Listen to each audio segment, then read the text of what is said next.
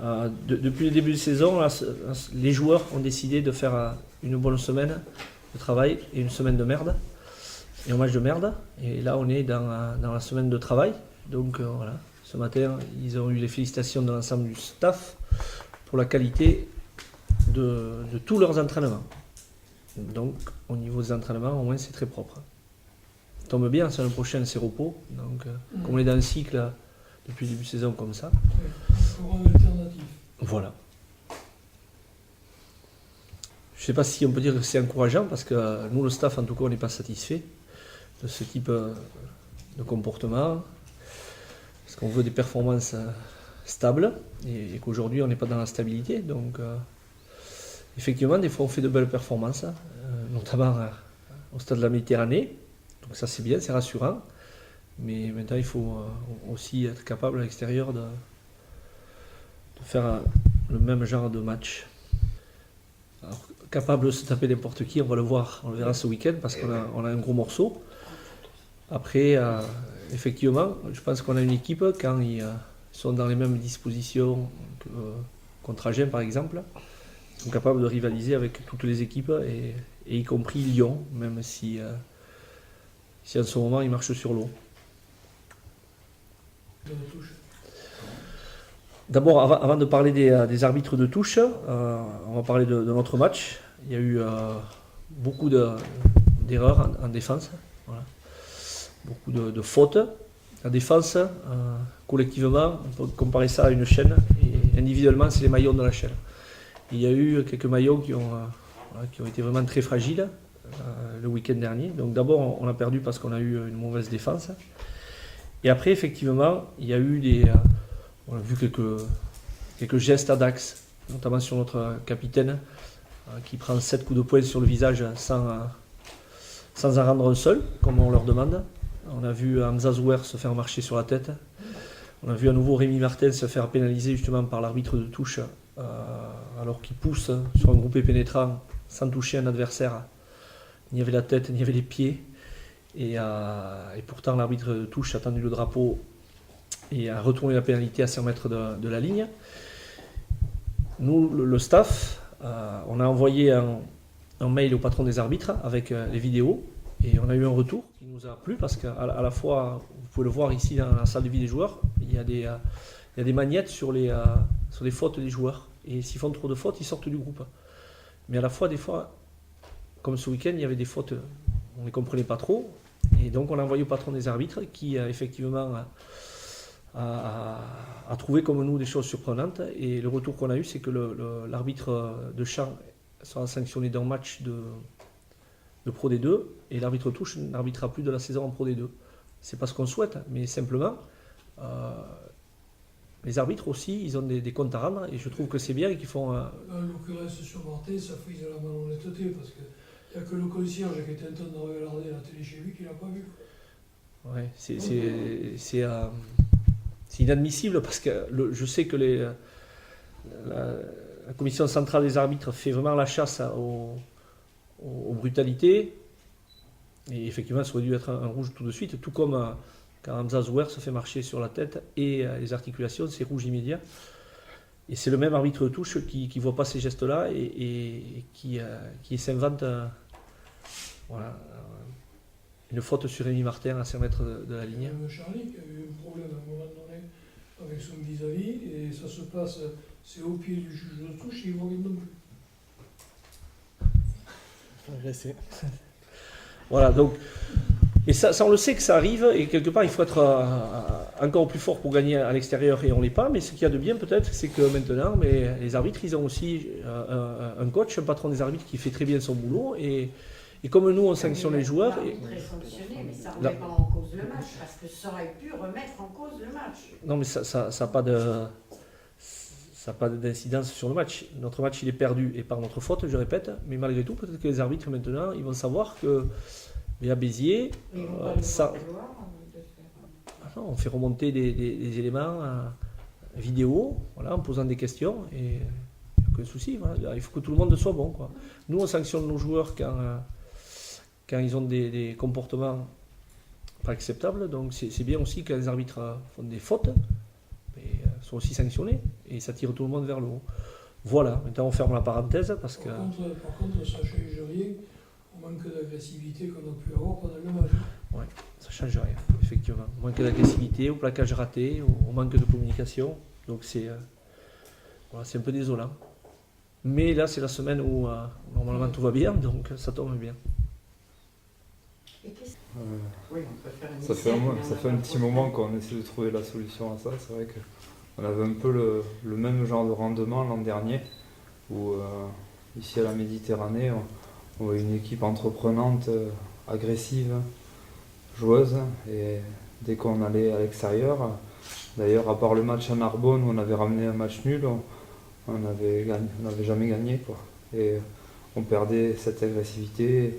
Et c'est vrai que nous, on est un genre d'équipe que si on arrive sans agressivité, après on tombe dans du petit rugby, dans de l'indiscipline. Voilà, on a beaucoup à progresser, je pense, mentalement pour. Et en plus, ça se fait bouger. Oui, c'est forcément psychologique parce que on ne peut pas dire que c'est physique, parce que le week-end avant et le week-end après, on est capable de faire des choses énormes, donc c'est seulement psychologique. Il va falloir vite trouver cette clé-là parce que c'est important. C'est important de ramener des points des matchs extérieurs. Oui, il faut être intraitable à la maison, mais on a envie de mieux quand même. L'an dernier, on s'est fait peur jusqu'à la fin. Et là, on aimerait, oui, être intraitable à la De la maison. rue générale, vous avez un plus gros potentiel que l'année dernière.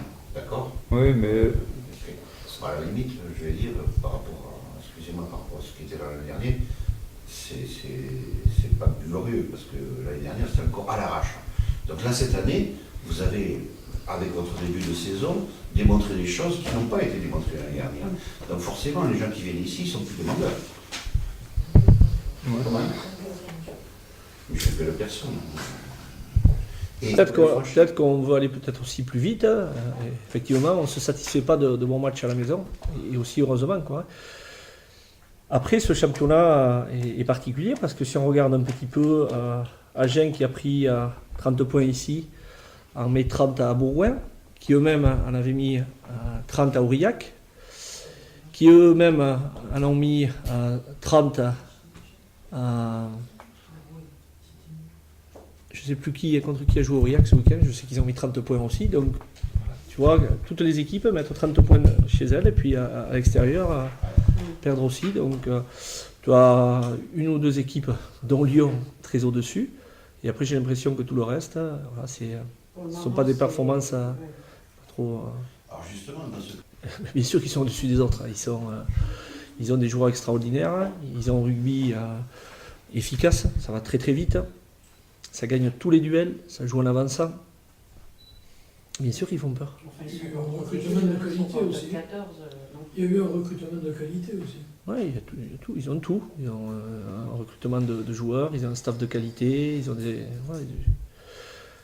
tout pour aller vers le haut niveau. Mais après, voilà, tu reçois le premier, donc le premier, tu le reçois avec les honneurs. Je sais qu'ici, les joueurs, ils vont tout faire pour les accueillir de la meilleure des manières, hein, quand tu accueilles un premier. Voilà, donc c'est évident que ce sera un match engagé. Mais ils sont prenables, parce que sinon ils seront en top 14. Mais qu'ils soient prenables ou pas prenables, il va falloir les jouer et puis on y croit, même si on sait qu'on a seulement une petite chance. Donc une. Voilà. Est-ce qu'ils vont être pas un excès de confiance, tout simplement? Certainement pas. Je pense que leur objectif, ça va être de finir le bloc par une victoire et pour viser la montée directe en top 14. Voilà. Donc, après, on sait leurs points forts, leur vitesse d'exécution, et c'est à nous à gagner les duels pour justement qu'ils ne jouent pas en avançant comme ils le font tout le temps, parce que c'est là qu'ils sont hyper dangereux. Ils ont après, par la qualité naturelle de leurs joueurs physiques, c'est fort et ça va vite, donc après ils sont constamment dans l'avancée, donc c'est très solide. Après, voilà, nous on souhaite, mais comme le font très bien aussi, on souhaite jouer les ballons, mettre de la vitesse, mettre du rythme, et aussi peut-être de trouver des portes, des intervalles pour vous, les joueurs, pour rivaliser. face à ce genre d'équipe aussi. Mais voilà, on travaille pour ce genre de moment, ce genre de match aussi. Donc, comme a dit Christophe, on reçoit le Loup, c'est sûr, c'est les premiers, mais après, ils sont 15 sur le terrain, comme nous. Donc, voilà, le match démarre à 15 contre 15. À nous d'être bons pour essayer de les faire douter, de mettre notre jeu en place et puis d'essayer de sortir victorieux de ce match. Vous sentez C'est qu'on en est convaincu, on travaille pour ça. Toute la semaine, on s'est bien entraîné pour jouer ce type de rencontre. Donc, dans l'équipe, on est persuadé qu'on a quelque chose à faire contre le Loup. Voilà. Par contre, Je suis physiquement. Mais il peut y avoir plein de scénarios. Nous, déjà, ce qu'on veut, c'est dans l'envie, être présent, les faire reculer, essayer de mettre notre jeu en place. Et puis voilà, des solutions, on va en trouver. On n'est pas battu, loin de là, on a envie de gagner. Ouais, c'est pas n'importe qui. Ben non, Il faut te faire respecter. bien sûr. Ouais. Je pense qu'on a, depuis le mois de janvier, d'ailleurs, leur dernière venue ici, je pense qu'on a montré pas mal de choses, on en est capable. Et donc voilà, on ne doute pas. Il n'y a pas de souci. Je sens que c'est peut-être une réponse que tu vas apporter sur les trois quarts, Clément. Après, l'équipe de trois quarts, elle a souvent changé parce que du fait des nombreuses blessures. Donc voilà, la semaine dernière, on avait Seta et Joe qui jouaient au centre de Fidjière et qui sont extrêmement talentueux, mais ne sont pas de grands communicants. Et peut-être que nos erreurs défensives, elles viennent justement du manque de communication entre les joueurs. Ça, Donc, on l'a vu défensivement, mais offensivement, pareil. On n'a pas de continuité. C'est pas une histoire de continuité. C'est aussi de la communication, l'attaque. Hein. C'est savoir ce qu'on va faire. Et que, voilà, on est maintenant assez organisé sur le terrain au niveau de notre distribution offensive. Et que, voilà, des fois, il y en a qui se perdent. Stratégiquement, dans une saison. Mais aucune défaite. La défaite à Auch n'est pas acceptable. La défaite à Dax, on a encore en travers. Donc voilà, après, c'est le contenu, surtout. Perdre Lyon en jouant mal, ça m'embêterait vraiment. Autant que perdre à Dax en jouant très mal. Voilà, donc on a envie de gagner. Ouais. Il y a pas... Même si effectivement ils sont premiers, même si aujourd'hui ils sont bien au-dessus de toutes les équipes de Pro D2, voilà, on a envie de les jouer, de les gagner. Qu'est-ce que vous avez travaillé? On a travaillé notre défense, encore et encore. Et après, on a essayé de mettre du mouvement, de jouer très très vite pour peut-être rivaliser au niveau du jeu avec eux. Charlie, quand on voit la vie, On se dit tout simplement qu'on est passé au travers de notre match. Moi, honnêtement, je pense qu'il y a eu un gros manque de communication. Donc, à partir de là, il s'est installé un doute. Et puis après, ça a été très difficile à revenir dans le match. On a pris 2 essais coup sur coup. Donc, ça a été compliqué. En seconde mi-temps, on a essayé de revenir avec de nouvelles intentions.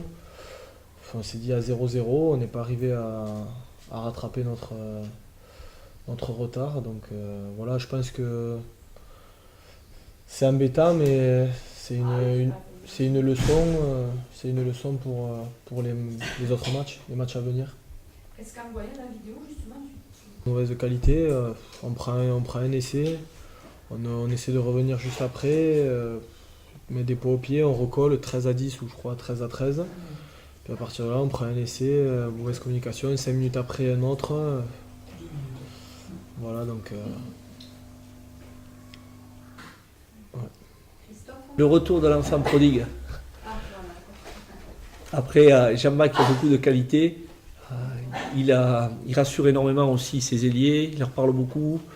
Et c'est vrai que rien que par sa communication, et les joueurs jouent différemment, ont un autre comportement. Et voilà, il amène ça aussi. Il est leader.